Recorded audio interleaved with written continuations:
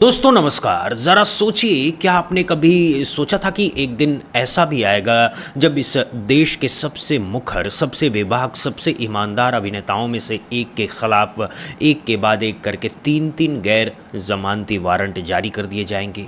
क्या आपने कभी सोचा था कि एक दिन ऐसा भी आएगा जब किसी कलाकार पर सिर्फ इसलिए कानूनी शिकंजा कस दिया जाएगा क्योंकि वो सरकार से सवाल पूछता है, क्योंकि वो युवाओं की बात करता है, क्योंकि वो पेपर लीक जैसे मुद्दों पर खुल करके बोलता है, क्योंकि वो महंगाई, बेरोजगारी और भ्रष्टाचार जैसे असली मुद्दों पर सरकार को आईना दिखाता है।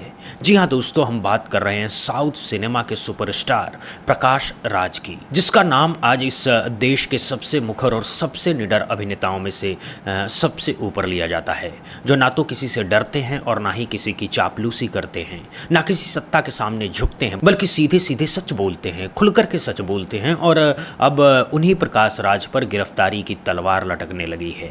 बेंगलुरु कोर्ट ने उनके खिलाफ एक नहीं, दो नहीं, बल्कि पूरे 3 गैर जमानती वारंट जारी कर दिया है और कहा जा रहा है कि उन्हें कभी भी गिरफ्तार किया जा सकता है। अब सबसे बड़ा सवाल ये है दोस्तों कि प्रकाश राज का जुल्म क्या है। उन्होंने ऐसा कौन सा भयंकर अपराध कर दिया है कि सीधे 3 गैर जमानती वारंट जारी हो गए हैं। क्या उन्होंने किसी की हत्या की है? क्या उन्होंने कोई बड़ा घोटाला किया है? क्या उन्होंने देश को कोई आर्थिक नुकसान पहुंचाया है? बिल्कुल नहीं। उनका कथित जुल्म ये है कि उनके पास कर्नाटक समेत 3 राज्यों के वोटर आईडी कार्ड है, यानी मतदाता प्रमाण पत्र हैं, और इसी आधार पर उन पर आरोप है कि उन्होंने चुनाव नियमों का उल्लंघन किया है। अब ज़रा सोचिए दोस्तों, ये कैसा अजीब सा आरोप है, ये कैसी अजीब कार्रवाई है, क्योंकि हम सब जानते हैं कि इस देश में लाखों करोड़ों लोगों के पास 2-2, 3-3 वोटर आईडी कार्ड है। चुनाव आयोग खुद कहता है कि एसआईआर यानी कि विशेष सघन पूर्ण निरीक्षण के दौरान अगर किसी के पास एक से ज़्यादा कार्ड हो तो उसे सही करा दिया जाएगा। न जाने कितने राज्यों में एसआईआर हुआ, न जाने कितने लोगों के पास 2-2 वोटर आईडी कार्ड मिले, लेकिन उनमें से किसी एक के खिलाफ भी ऐसी कोई कार्रवाई नहीं हुई। उन्हें गिरफ्तारी की धमकी नहीं मिली, उनके खिलाफ गैर जमानती वारंट नहीं जारी हुआ। फिर प्रकाश राज के खिलाफ ही ऐसा क्यों? इसका जवाब बहुत साफ है दोस्तों। और दोस्तों, आज की इस वीडियो में मैं इन सब मुद्दों पर विस्तार से बात करूंगा। मैं आपको बताऊंगा कि क्यों प्रकाश राज सरकार की आंखों में किरकिरी बन गए हैं। मैं आपको बताऊंगा कि दिल्ली के जंतर मंतर पर चल रहे आंदोलन में किस तरह से गुंडे घुसकर हिंसा कर रहे हैं। मैं आपको बताऊंगा कि निशी नाम की एक मासूम बच्ची का दर्द भरा वीडियो जो पूरे सोशल मीडिया पर वायरल हो रहा है। मैं आपको बताऊंगा कि उनके पिता पर किस तरह का जानलेवा हमला किया गया है। और सबसे बड़ी बात मैं आपको बताऊंगा कि शिक्षा मंत्री धर्मेंद्र प्रधान ने इस पूरे आंदोलन को क्या नाम दे दिया है जो पूरे देश में बहस का विषय बन गया है। ये सब आपको आगे की वीडियो में बताऊंगा, तो वीडियो को अंत तक जरूर देखिएगा। चैनल को सब्सक्राइब करना मत भूलिएगा। और अगर आप मानते हैं कि सच बोलने वालों पर कार्रवाई बंद होनी चाहिए तो लाइक और शेयर का बटन जरूर दबाइएगा। दोस्तों, अब चलिए शुरू करते हैं। तो दोस्तों, प्रकाश राज कौन है ये बात पहले समझ लेते हैं। प्रकाश राज सिर्फ एक अभिनेता नहीं है, वो एक संस्था है, वो एक विचारधारा है, वो एक आवाज़ है। उन्होंने 1000 से ज़्यादा फिल्मों में काम किया है। हिंदी, तमिल, तेलुगु, कन्नड़, मलयालम, हर भाषा में उनका योगदान है। उन्हें कई राष्ट्रीय पुरस्कार मिल चुके हैं। वो साउथ के सबसे सम्मानित कलाकारों में से एक हैं। लेकिन इन सब उपलब्धियों के बावजूद, इन सब सम्मान के बावजूद वो ज़मीन से जुड़े हुए इंसान हैं। वो आम जनता के मुद्दों पर बात करते हैं, वो किसानों की बात करते हैं, वो बेरोजगार युवाओं की बात करते हैं, वो शिक्षा व्यवस्था के बारे में सवाल उठाते हैं, वो स्वास्थ्य व्यवस्था पर चर्चा करते हैं, और सबसे बड़ी बात, वो सरकार से उसके वादों का हिसाब मांगते हैं। उन्होंने नोटबंदी पर सवाल उठाए, उन्होंने जीएसटी के खामियों पर बात की, उन्होंने पेगासस जासूसी कांड पर आवाज़ उठाई, उन्होंने पेपर लीक के मुद्दे पर खुल करके बोला, उन्होंने महंगाई और बेरोजगारी पर लगातार सवाल पूछे। और शायद यही उनका सबसे बड़ा अपराध है, क्योंकि इस देश में सच पूछना अब सबसे बड़ा अपराध बनता जा रहा है। सरकार से जवाब मांगना अब देशद्रोह माना गया है। मुद्दों पर बहस करना अब राष्ट्र विरोधी कहा गया है। और जो भी ये काम करता है उसे एक एक करके निशाना बनाया जाता है। याद कीजिए दोस्तों, इससे पहले भी ऐसा कई बार हुआ है। सोनम वांगचुक के साथ ऐसा हुआ था। उन्होंने लद्दाख के लिए आवाज़ उठाई थी, हिमालय के पर्यावरण के लिए संघर्ष किया था, स्थानीय लोगों के अधिकारों के लिए लड़ाई लड़ी थी, और इसी की कीमत उन्हें चुकानी पड़ी। हिरासत में लिया गया, कई आरोप लगे, हफ्तों तक मीडिया से दूर रखे गए। मेघा पाटकर के साथ ऐसा हुआ, उमर खालिद के साथ ऐसा हुआ, सिद्दीक कप्पन के साथ ऐसा हुआ, और भी कई बड़े बड़े नाम हैं जिनके साथ ये सब हो चुका है। हर बार पैटर्न एक ही जैसा रहा है, पहले सरकार के खिलाफ बोलो, फिर तरह तरह के आरोप लगाओ, फिर कानूनी जाल में फंसाओ, फिर महीनों जेल में रखो, और फिर सालों बाद अदालत कहती है कि कोई आरोप साबित नहीं हो पाया। लेकिन तब तक उस व्यक्ति की ज़िंदगी बर्बाद हो चुकी होती है, उसका करियर ख़त्म हो चुका होता है, उसकी छवि धूमिल हो चुकी होती है। यही पैटर्न अब प्रकाश राज पर भी आजमाया जा रहा है। सरकार समर्थक लोग बेशक कहेंगे कि अरे ये तो कानूनी मामला है, चुनाव नियमों का उल्लंघन है, इनमें सरकार का क्या हाथ है, ये तो कोर्ट का फैसला है। लेकिन दोस्तों, समय का चयन देखिए, टाइमिंग देखिए, ठीक उसी वक्त ये वारंट जारी होते हैं जब प्रकाश राज सरकार के खिलाफ सबसे ज़्यादा मुखर हो रहे हैं। अब वो जंतर मंतर के आंदोलन को समर्थन दे रहे थे, जब वो शिक्षा मंत्री के इस्तीफे की मांग में युवाओं का साथ खड़े हो रहे थे, जब वो पेपर लीक के मुद्दे पर सरकार को घेर रहे थे, तभी ये कानूनी कार्रवाई शुरू होती है। क्या ये महज इत्तेफाक है? क्या ये सिर्फ संयोग है? बिल्कुल नहीं दोस्तों, ये एक सोची समझी रणनीति है, ये एक प्लान्ड कदम है, ये एक डराने का तरीका है ताकि बाकी कलाकार भी डर जाएं, बाकी सेलिब्रिटी भी चुप हो जाएं, बाकी आवाज़ें भी दब जाएं, ताकि कोई और हिम्मत न कर सके सरकार के खिलाफ बोलने की।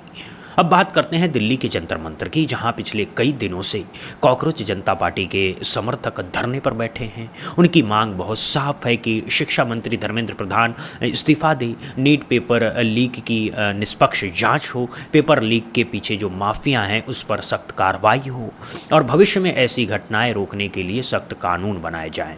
ये कोई गलत मांग नहीं है, ये कोई असंभव मांग नहीं है, ये तो हर लोकतंत्र में स्वाभाविक मांग होती है। लेकिन सरकार झुकने को तैयार नहीं है दोस्तों।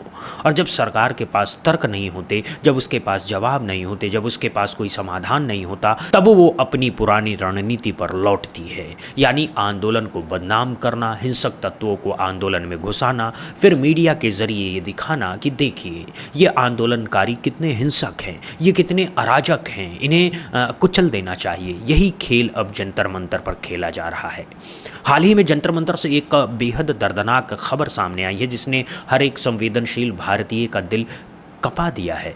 एक 14 साल की मासूम बच्ची, एक लड़की जिनका नाम निशी बताया जा रहा है, उसका वीडियो सोशल मीडिया पर बेहद तेज़ी से वायरल हो रहा है। इस वीडियो में निशी फूट फूट करके रो रही हैं, उसकी आंखों से आंसू थम नहीं रहे हैं, उसकी आवाज़ कांप रही है, उसका दिल टूट चुका है क्योंकि उसके पास अपने पिता का एक भयानक जानलेवा हमला हुआ है। और हमला भी कोई आम हमला नहीं है, बल्कि पूरी टीम बना करके सोची समझी रणनीति के तहत हमला किया गया है।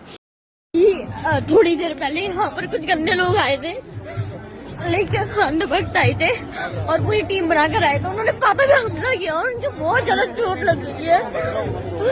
आप सभी से रिक्वेस्ट है, प्लीज यहाँ पर आ जाओ, ताकि ये जो एक दो लोग है ना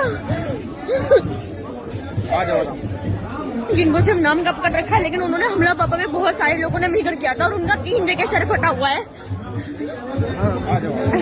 तो प्लीज आई रिक्वेस्ट यू कि यहाँ पर आ जाओ। और उसने अपने वीडियो में बताया है कि कुछ गुंडे आए, टीम बना करके आए और उसके पापा पर इस तरह से हमला कर दिया कि उनका सिर 3 जगहों से फट गया, खून ही खून हो गया। अब ज़रा सोचिए दोस्तों, एक 14 साल की बच्ची जिसकी उम्र अभी खेलने कूदने की है, जिसकी उम्र पढ़ने लिखने की है, जिसकी उम्र अपने सपने देखने की है, वो अपने पिता के लिए न्याय की गुहार लगा रही है, वो अपने पापा के लिए इंसाफ मांग रही है। उसके दिल पर क्या बीत रही होगी, उसकी माँ की क्या हालत हुई होगी, उसके भाई बहनों पर क्या गुजर रही होगी, ये सोच करके दिल कांप जाता है। और सबसे शर्मनाक बात यह है कि अभी तक उसके पिता के हमलावरों पर कोई कार्रवाई नहीं हुई है। वो गुंडे अभी भी खुलेआम घूम रहे हैं, अभी भी आज़ादी से इधर उधर घूम रहे हैं, अभी भी अपनी अगली शिकार ढूंढ रहे हैं। निशी ने सोशल मीडिया पर उन हमलावरों का वीडियो भी पोस्ट किया है, उनसे दिल्ली पुलिस से कड़ी अपील की है कि कृपया करके इन गुंडों को जल्द से जल्द गिरफ्तार किया जाए, उन पर निष्पक्ष जांच की जाए और उन्हें कड़ी से कड़ी सज़ा मिले।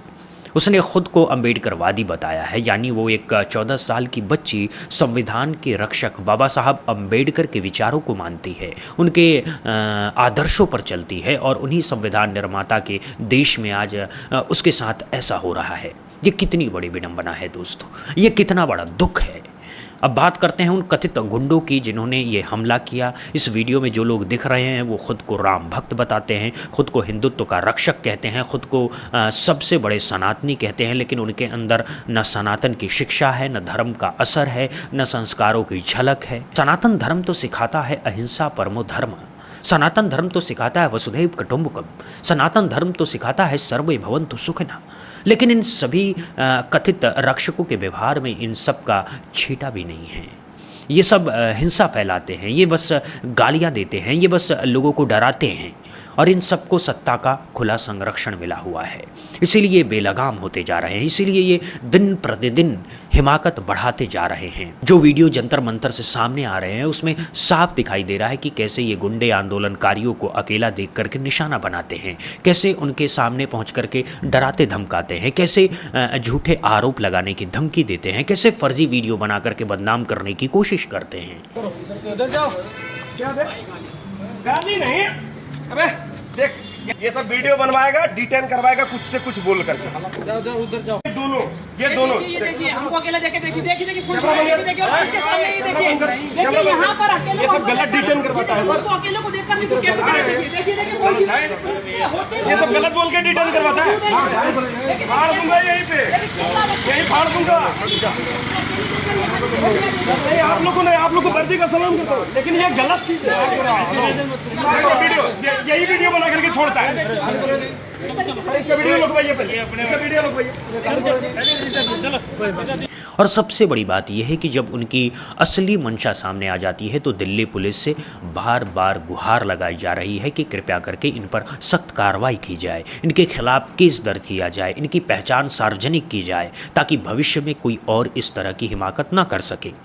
लेकिन दिल्ली पुलिस अब तक कोई बड़ी कार्रवाई नहीं कर पाई है। क्या ये भी एक सोची समझी रणनीति है? क्या इन गुंडों के पीछे भी कोई बड़ी ताकत है? क्या इन्हें भी ऊपर से संरक्षण मिला हुआ है? इन सब के जवाब आने वाला वक्त देगा, लेकिन इतना तो साफ है कि अभी तक कार्रवाई बेहद धीमी और बेहद नाकाफ़ी रही है। अब बात करते हैं उस सबसे महत्वपूर्ण पहलू की जिसने पूरे देश में बहस छेड़ दी है। शिक्षा मंत्री धर्मेंद्र प्रधान ने इस पूरे आंदोलन को एक खतरनाक नाम दे दिया है। उन्होंने कहा है कि जंतर मंतर पर बैठे लोग दहशतगर्दों की बी टीम है, यानी कि आतंकवादियों का दूसरा संगठन है, यानी देश तोड़ने वाले, यानी कि राष्ट्र विरोधी। सोचिए दोस्तों, ये कितना बड़ा अपमान है, ये कितनी बड़ी बेइज्जती है उन लाखों बेरोजगार युवाओं की, उन माताओं की जिनके बच्चे पेपर लीक से बर्बाद हो गए, उनके परिवारों की जिनके बच्चे आत्महत्या कर चुके हैं। क्या ये सब आतंकवादी हैं? क्या ये सब दहशतगर्द हैं? क्या ये सब देश के दुश्मन हैं? अरे भाई साहब, ये तो आपके अपने देश के बच्चे हैं, ये तो आपके अपने वोटर हैं, ये तो आपकी अपनी प्रजा है। और जब आप एक मंत्री बनकर के इन्हें आतंकवादी कह देते हैं तो फिर इनसे क्या उम्मीद की जा सकती है? तो जंतर मंतर पर एक कॉकरोच जनता पार्टी आई है, वो भी अपना प्रदर्शन कर रही है इसी मुद्दे को लेकर के, उस बारे में आप क्या कहेंगे? ये तो दहशतगर्दों का बी टीम है।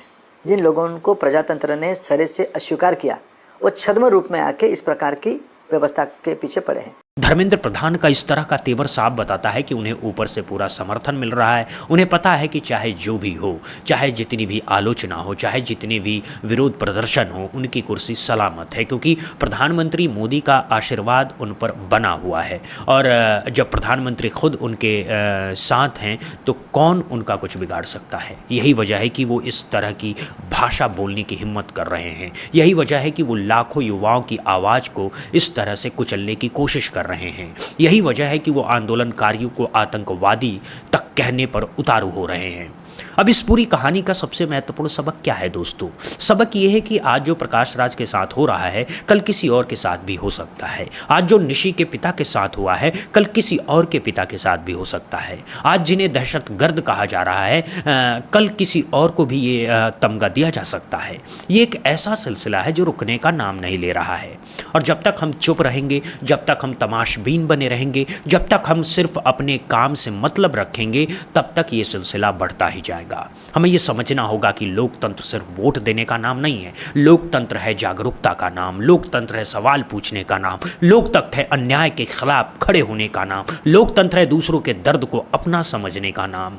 अगर आज प्रकाश राज जैसे बड़े कलाकार पर हमला हो रहा है तो हमें उनके साथ खड़े होना चाहिए। अगर आज जंतर मंतर के युवाओं को आतंकवादी कहा जा रहा है तो हमें उनकी आवाज़ बनना चाहिए। अगर आज एक 14 साल की बच्ची अपने पिता के लिए न्याय मांग रही है तो हमें उसकी मांग को आगे बढ़ाना चाहिए। ये है असली राष्ट्रवाद, ये है असली देशभक्त, ये है असली जागरूक नागरिक की पहचान। अब आइए सोचते हैं कि क्या सच में इस आंदोलन का कोई असर हो पाएगा? क्या धर्मेंद्र प्रधान इस्तीफा देंगे? क्या प्रकाश राज पर कार्रवाई रुकेगी? क्या निशी के पिता के हमलावर पकड़े जाएंगे? इन सब का जवाब इस बात पर निर्भर करता है कि हम सब क्या करते हैं। अगर हम चुप रहते हैं तो ये सब चुपचाप दब जाएगा, अगर हम बोलें तो शायद बदलाव आएगा, अगर हम लड़ें तो शायद न्याय मिलेगा, अगर हम जागें तो शायद देश बच सके। इसीलिए दोस्तों, अब वक्त है जागने का, अब वक्त है बोलने का। चुप्पी अब अपराध बन चुकी है, खामोशी अब गुनाह बन चुकी है, तटस्थता अब कायरता बन चुकी है। हमें अपनी आवाज़ उठानी होगी, हमें अपने सोशल मीडिया पर इन मुद्दों को आगे बढ़ाना होगा, हमें अपने आसपास के लोगों को जागरूक करना होगा, हमें अपने परिवार में, अपने दोस्तों में, अपने रिश्तेदारों में इन सच्चाइयों को साझा करना होगा। क्योंकि जब तक एक एक भारतीय नहीं जागेगा तब तक ये देश आगे नहीं बढ़ पाएगा। अंत में दोस्तों, मैं आपसे यही कहना चाहता हूं कि प्रकाश राज एक ऐसे अभिनेता हैं जिन्होंने अपनी पूरी जिंदगी कला को समर्पित कर दी है। उन्होंने 1000 से ज़्यादा फिल्मों में अभिनय किया है, करोड़ों दिलों पर राज किया है और इन सब के बावजूद वो ज़मीन से जुड़े रहे, जनता के मुद्दों पर खुल करके बोलते रहे, सरकार से सवाल पूछते रहे। ऐसे कलाकार की पहचान करना, उनका सम्मान करना, उनकी आवाज़ को आगे बढ़ाना हम सबका कर्तव्य है। अगर आज प्रकाश राज पर अन्याय हो रहा है तो हम सबको मिलकर के उनके खिलाफ आवाज़ उठानी चाहिए, क्योंकि जब एक मुखर आवाज़ को दबाया जाता है तो धीरे धीरे सारी आवाज़ें खामोश हो जाती हैं और एक खामोश आवाज़ मरा हुआ समाज होता है। क्या आप मानते हैं कि प्रकाश राज पर हो रही कानूनी कार्रवाई गलत है? क्या आप मानते हैं कि जंतर मंतर के युवाओं को दहशतगर्द कहना बेहद आपत्तिजनक है? क्या आप मानते हैं कि निशी के पिता के हमलावरों पर कड़ी कार्रवाई होनी चाहिए? क्या आप मानते हैं कि शिक्षा मंत्री धर्मेंद्र प्रधान को अपने पद से इस्तीफा देना चाहिए? अपनी राय कमेंट बॉक्स में ज़रूर बताइए। वीडियो को लाइक कीजिए, ज़्यादा से ज़्यादा शेयर कीजिए ताकि ये बात देश के कोने कोने तक पहुंच सके। चैनल को सब्सक्राइब करना मत भूलिएगा, बेल आइकन दबा दीजिएगा ताकि अगली बड़ी खबर सबसे पहले आप तक पहुंचे। प्रकाश राज जी को मेरा सलाम है, उनकी हिम्मत को सलाम है, उनकी बेबाकी को सलाम है और निशी बेटी को भी मेरा सलाम है, उनकी हिम्मत को सलाम है, उनकी आवाज़ को सलाम है। मिलते हैं अगली वीडियो में एक और बड़ी खबर के साथ। तब तक के लिए नमस्कार, जय हिंद, जय भारत, जय इंसाफ, जय कलाकार।